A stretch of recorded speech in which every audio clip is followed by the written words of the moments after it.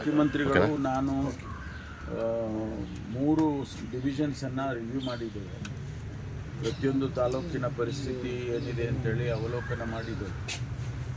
ನಾನು 4-5 ಜಿಲ್ಲೆಗಳನ್ನು ಈಗಾಗಲೇ ನಾನು ರಿವ್ಯೂ ಮಾಡಿದ್ದೇನೆ. ನಮ್ಮ ಜಿಲ್ಲೆಯೂ ಕೂಡ, ತುಮಕೂರು ಜಿಲ್ಲೆಯೂ ಕೂಡ ಪರಿಶೀಲನೆ ಮಾಡಿ ಪರಿಸ್ಥಿತಿಯನ್ನು ಅರ್ಥ ಮಾಡಿಕೊಂಡಿದ್ದೇವೆ. ಆದರೂ ಕೆಲವು ತಾಲೂಕುಗಳು ಈಗ ಇನ್ನೂ ಗಂಭೀರ ಸ್ಥಿತಿಗೆ ತಲುಪಿದ್ದಾವೆ.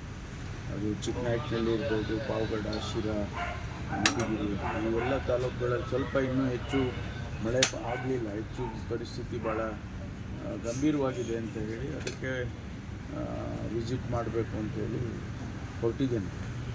ಇವತ್ತು ನಾಳೆ 2 ದಿವಸ 7-8 ತಾಲೂಕುಗಳಿಗೆ ವಿಸಿಟ್ ಮಾಡಿ ಬರ್ತೇನೆ. ಇಡೀ ರಾಜ್ಯದಲ್ಲಿ ಕೂಡ ಕೋಸ್ಟಲ್ ಏರಿಯಾಸು ಮತ್ತು ಮಲೆನಾಡಿನ ಕೆಲವು ಭಾಗಗಳು ಬಿಟ್ಟರೆ ಎಲ್ಲ ಕಡೆಯೂ ಗಂಭೀರ ಪರಿಸ್ಥಿತಿಯಲ್ಲೇ ಇದೆ. ಮಳೆ ಏನು ಅಲ್ಲಲ್ಲೇ ಸ್ಪೊರಾಡಿಕ್ ರೈನ್ಸು ಸ್ವಲ್ಪ ಆಗಿದೆ ಬಿಟ್ಟರೆ ಬೇರೆ ಇನ್ನೇನು ಹೆಚ್ಚು ಮಳೆ ಆಗಲಿಲ್ಲ. ನಮ್ಮ ರಿಸರ್ವಾಯರ್ಗಳಲ್ಲಿ ನೀರು ಬಂದಿದೆ. ಸ್ವಲ್ಪ KRSನಲ್ಲಿ, ಕಬಿನಿಯಲ್ಲಿ ಎಲ್ಲ ನೀರು ಬಂದಿರೋದು. ಅಲ್ಲಿ ಸಹ್ಯಾದ್ರಿ ಝೋನ್ನಲ್ಲಿ, ಮಲೆನಾಡಿನ ಭಾಗದಲ್ಲಿ ಹೆಚ್ಚು ಮಳೆ ಆಗಿರೋ ಕಾರಣಕ್ಕಾಗಿ ಆ ಭಾಗದಲ್ಲಿ ಉತ್ತರ ಕರ್ನಾಟಕದಲ್ಲಿ ಆಲ್ಮಟ್ಟಿ ಮತ್ತು ನಾರಾಯಣಪುರ ಡ್ಯಾಮ್ಗಳು ತುಂಬಿರೋದು ಮಹಾರಾಷ್ಟ್ರದಲ್ಲಿ ಮಳೆ ಆಗಿರೋ ಕಾರಣಕ್ಕಾಗಿ ಅಲ್ಲಿ ತುಂಬಿದೆ. ಅದಷ್ಟೇ ನಮಗೆ ಸಮಾಧಾನ ತರ್ತಕ್ಕಂಥದ್ದು. ಬಿಟ್ಟರೆ ಬಯಲು ಪ್ರದೇಶದಲ್ಲಿ ತುಂಬ ಕಷ್ಟದ ಪರಿಸ್ಥಿತಿ ಇದೆ. ಕುಡಿಯೋ ನೀರಿಗೆ ತೊಂದರೆ ಆಗ್ತಿದೆ ಅನ್ನುವಂಥದ್ದು. ಇದನ್ನೆಲ್ಲ ನಾವು ಪರಿಶೀಲನೆ ಮಾಡಿ ಈಗಾಗಲೇ ಅನೇಕ ಸ್ಟೆಪ್ಸ್ಗಳನ್ನು ಕೂಡ ತೊಗೊಂಡಿದ್ದೀವಿ ಮುಖ್ಯಮಂತ್ರಿಗಳು, ನಾನು. ಅದನ್ನು ಈಗ ಸದನದಲ್ಲೂ ಕೂಡ ಬಹುಶಃ ಅದರ ಬಗ್ಗೆ ಚರ್ಚೆ ಆಗುತ್ತೆ ಅಂತ ಅಂದ್ಕೊಳ್ತೇನೆ.